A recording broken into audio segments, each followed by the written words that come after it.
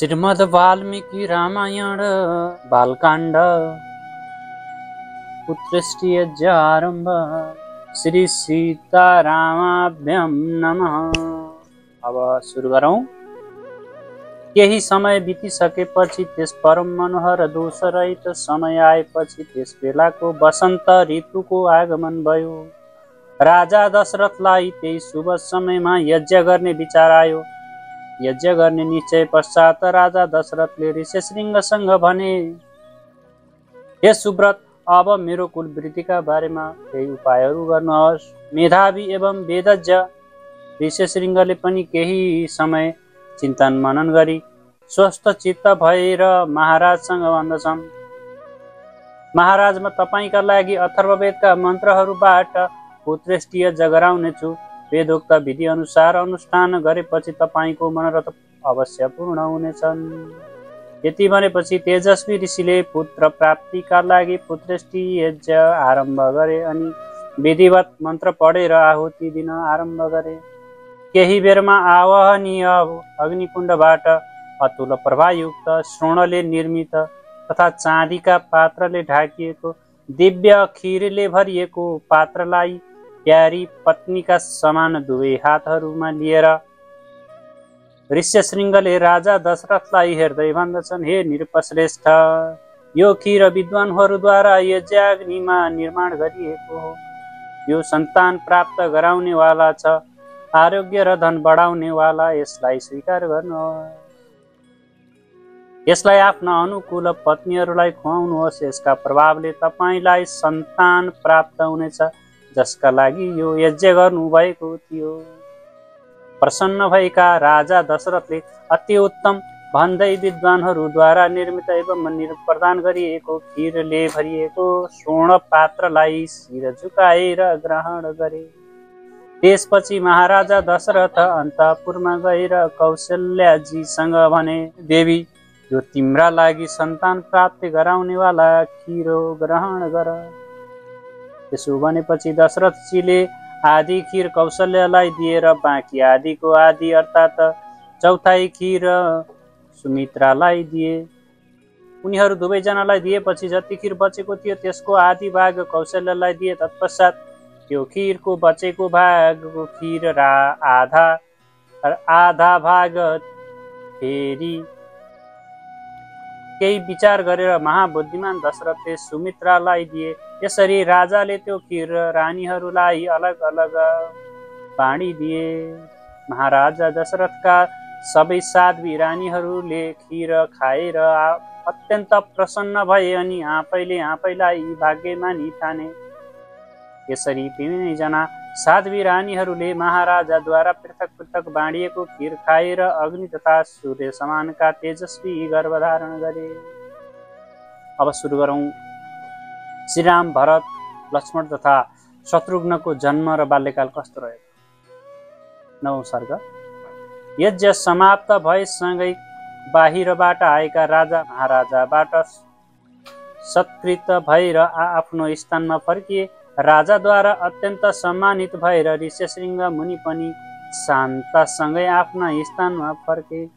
यसरी सबै अतिथिहरूलाई विदा गरेर सफल मनोरथ भई राजा दशरथ सन्तान उत्पत्तिको प्रतीक्षा गर्दै सुखपूर्वक रहन लागे। यज्ञ समाप्ति पछि 6 ऋतु व्यतीत भएसँगै 12औं महिना चैत्र नवमी तिथिका दिन पुनर्वसु नक्षत्रमा एवं कर्क लग्नमा कौशल्या देवीका गर्भबाट दिव्य लक्षणहरूले युक्त श्री रामचन्द्र भगवानको जन्म भयो। त्यति बेला सूर्य, मङ्गल, शनि, गुरु तथा शुक्र यी 5 ग्रहहरू आफ्नो उच्च स्थानमा विद्यमान थिए तथा लग्नमा चन्द्रमाका साथै बृहस्पतिको उदय भएको थियो। सत्य पराक्रमी भरत कैकेयीका गर्भबाट र सुमित्राका गर्भबाट लक्ष्मण र शत्रुघ्नको जन्म भयो। भरतजीको जन्म पुष्य नक्षत्र तथा मीन लग्नमा भएको थियो। आश्लेषा नक्षत्र तथा कर्क लग्नमा सूर्योदयका समयमा लक्ष्मण तथा शत्रुघ्नको जन्म भयो। यिनीहरूका जन्मका अवसरमा सामगामकर्ताहरूले गन्धर्वहरूले मधुर गीत गाए, अप्सराहरूले नाच्न लागे, देवताहरूका धुन्दुबीहरू बज्न लागे। तथा पुष्पवृष्टि हुन लागे। त्यसबेला अयोध्यामा एक उत्सव नै मनाइयो जहाँ ठुलो संख्यामा नर नारीहरूको भिड थियो। बाटामा जताततै स्त्री पुरुषहरूले भरिपूर्ण थियो। यस उत्सवमा महाराजा दशरथले श्रुतमागत तथा बन्दीगणहरूलाई यथोचित पुरस्कार दिए तथा ब्राह्मणहरूलाई धन एवं हजारौं गोधन प्रदान गरे। 11 दिनपछि चारै बालकहरूको नामाकरण संस्कार गरियो। कौशल्याका पुत्रको नाम राम, कैकेयीका पुत्रको नाम भरत राखियो। सुमित्राका पुत्रको नाम लक्ष्मण तथा शत्रुघ्न राखियो। यो नामाकरण संस्कार महर्षि वशिष्ठजीद्वारा सम्पन्न गराइयो। यस दिनमा महाराजले ब्राह्मण तथा पुरवासीहरू तथा जनपदवासीहरूलाई भोजन गराए। ब्राह्मणहरूलाई बहुमूल्य रत्न प्रदान गरे। यी सबै बालकको निष्कर्मण, अन्नप्राशन आदि संस्कार पनि महाराजले यथासमयमा गराए। सबै पुत्र वेदका विद्वान, शूरवीर, परोपकारी, ज्ञानी तथा सर्वगुण सम्पन्न थिए। उनीहरूमा पनि श्रीराम महातेजस्वी तथा सत्य पराक्रम, निर्मल चन्द्रमा जस्तै सबैका प्यारा थिए। शोभा लक्ष्मी वृद्धि गर्ने लक्ष्मण बाल्यकालदेखि नै श्री रामचन्द्र प्रति अत्यन्त अनुराग राख्दथे। कान्ति सम्पन्न श्री लक्ष्मणजीले आफ्ना ठुला दाजु श्री रामचन्द्रलाई आफूलाई भन्दा पनि प्रेम गर्दथे। उनका सेवामा नै आफ्नो शरीर समर्पित गर्दथे। श्रीरामका लागि बाहिर विचरण गर्ने दोस्रो प्राण समान थिए। श्रीरामलाई लक्ष्मण बिना निद्रा नै लाग्दैनथ्यो अनि लक्ष्मणलाई नदिकन कुनै खानेकुरा पनि खाँदैनथे। जब श्रीरामलाई घोडामा चढेर वनविहार गर्न जान्थे तब लक्ष्मण पनि धनुष बोकेर पछि पछि जान्थे। त्यसै गरी लक्ष्मणका भाइ शत्रुघ्नले भरतजीलाई पनि प्राणभन्दा बढी प्यार गर्दथे। जब ती चारै राजकुमारहरू ज्ञान सम्पन्न, सबै गुणहरूले युक्त, लज्जाशील, कीर्तिमान, सबै विषयमा निष्णात तथा दीर्घदर्शी भए तब उनीहरूको प्रभाव तथा तेज देखेर दशरथ यति प्रसन्न भए जसरी ब्रह्मा लोकपालहरूसँग थिए। ती पुरुष सिंह राजकुमार दिन प्रतिदिन वेदको स्वाध्याय, पितृ सेवामा तत्पर तथा धनुर्विद्याको अभ्यासमा दत्तचित्त रहन्थे। अब विश्वामित्रजीको आगमनको प्रसङ्ग जोडिँदैछ। एक दिन महाराजा दशरथले आफ्ना पुरोहित तथा मन्त्रीहरूसँग बसेर राज्यका विषयमा चर्चा गरिरहेका बखतमा महातेजस्वी महामुनि विश्वामित्रजी त्यहाँ टुक्क आइपुग्नुभयो। राजासँग भेट्न चाहेका महामुनि विश्वामित्रले द्वारपालसँग भन्दछन्, चाँडै गएर तिमीहरूले महाराजलाई गाधीपुत्र विश्वामित्र आएको सूचना देऊ। उनीहरूले पनि राजमहलमा पुगेर विश्वामित्रजीको आगमनको बारेमा खबर महाराजलाई जानकारी गराउँदछन्। उनीहरूका यी कुराहरू सुनिसकेपछि राजा दशरथ अत्यन्त प्रसन्न भएर अनि वशिष्ठजी सँगसँगै भएर विश्वामित्रजीलाई भेट्नका लागि यति आतुर भएर जानुभयो कि जसरी ब्रह्माजीलाई स्वागत गर्नका लागि इन्द्रजीले गर्नुहुन्थ्यो। तेजले प्रज्वलित तथा कठोर नियमहरूका पालन गर्ने तपस्वी विश्वामित्रजीलाई देखेर राजा प्रसन्न भएर अर्घ्य अर्पण गरे। विश्वामित्रले शास्त्रोक्त विधिले राजाको अर्घ्य ग्रहण गरी उहाँसँग कुशल मङ्गलता सोध्न लागे।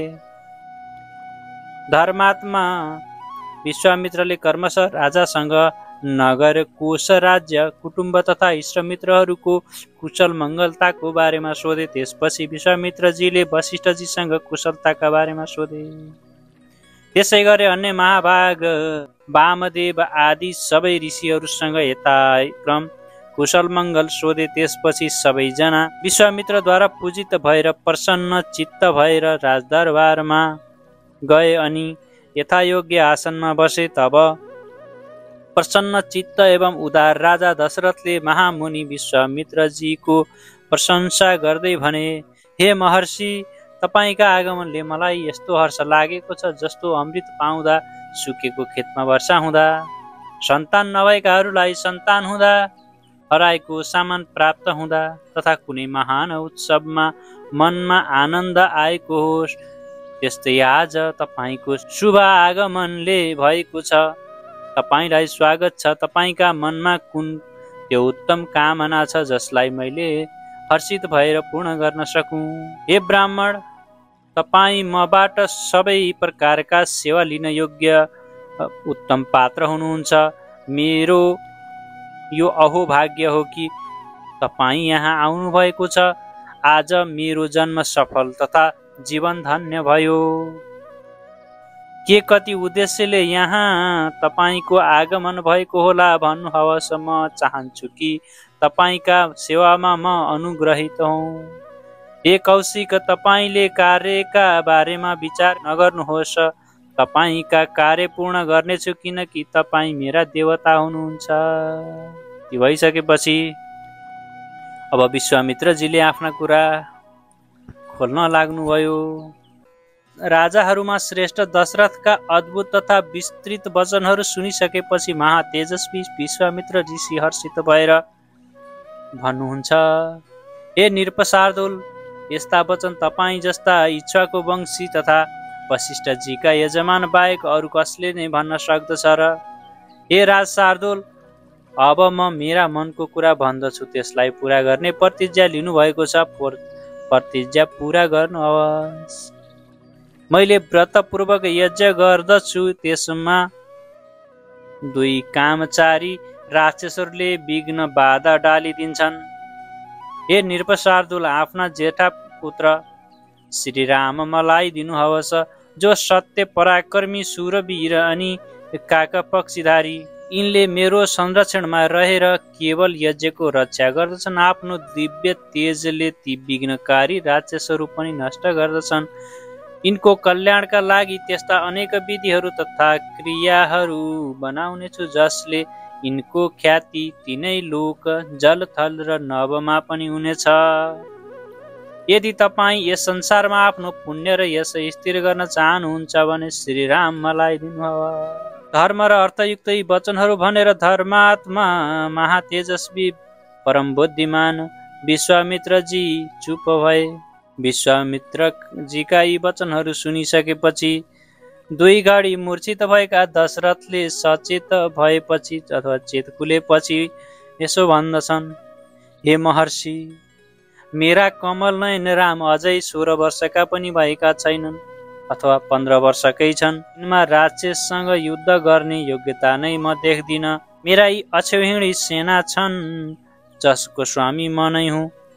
यो सेनाको साथमा म स्वयं नै गएर ती निशाचरहरूसँग युद्ध गरौँला।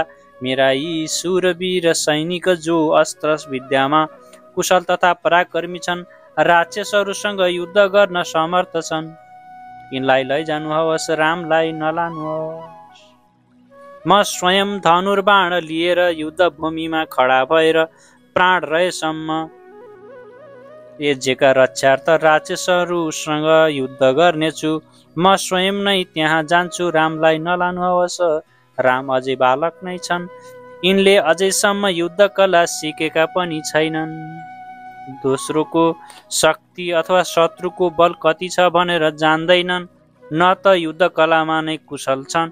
राक्षसहरूसँग लड्न योग्य छैनन्, किनकि राक्षसहरूले छलकपट युद्ध गर्दछन्। राम बिना म यिनको वियोगले क्षणभर पनि जीवित रहन सक्दिन। अतः हे मुनिश्रेष्ठ, श्रीरामलाई नलानुहोस्। यी रामलाई नै लान चाहनुहुन्छ यदि भने मलाई र चतुरङ्गिणी सेना पनि साथै लैजानुहोस्। हे विश्वामित्र, यो बुढेसकालको उमेरमा अति कठिनाई सहेर मलाई सन्तान प्राप्ति भएको छ। यसकारण तपाईले रामलाई नलानुहोस्। यहाँ समयको गणना तोकिएको छ, मैले चाहिँ यहाँ बुढेसकाल भनेको छु। 4 पुत्र मध्ये मलाई सबैभन्दा बढी प्रेम रामको लाग्छ। उनी धर्म प्रधान तथा ज्येष्ठ हुन्, त्यसैले यिनलाई नलानुहोस्। हे मुनिश्रेष्ठ, ती राक्षस कति पराक्रमी छन्, कसका छोरा हुन्, आकार प्रकार कस्ता छन्, अनि उनीहरूको सहायक को छन्। राजा दशरथका यी वचनहरू सुनिसकेपछि विश्वामित्रजीले भन्नुहुन्छ, हे राजन, महर्षि पुलस्त्यका वंशमा जन्मेको रावण नाम गरेको एक राक्षस छ। उसैका प्रेरणाले अति बलवान दुई राक्षस मारीच अनि सुबाहुले यज्ञमा विघ्न गरिदिन्छन्। विश्वामित्रका वचन सुनेर दशरथले भने, त्यस इरातमा रावणको सामना त मैले पनि गर्न सक्दिन। हे धर्मज्ञ महर्षि, म माथि र मेरा पुत्र माथि कृपा गर्नुहोस्। म आफ्ना बालपुत्र कदापि दिन्न। दशरथजीका यस्ता वचनहरू सुनिसकेपछि विश्वामित्र ऋषिमा क्रोध उत्पन्न हुन्छ। वशिष्ठ ऋषिले राजा दशरथलाई सम्झाउन लाग्नुहुन्छ। यो प्रसङ्ग अर्को भिडियोमा जोडिनेछ। हवस् त आजलाई बिदा दिनुहोस्। अर्को भिडियोमा फेरि भेटौँला।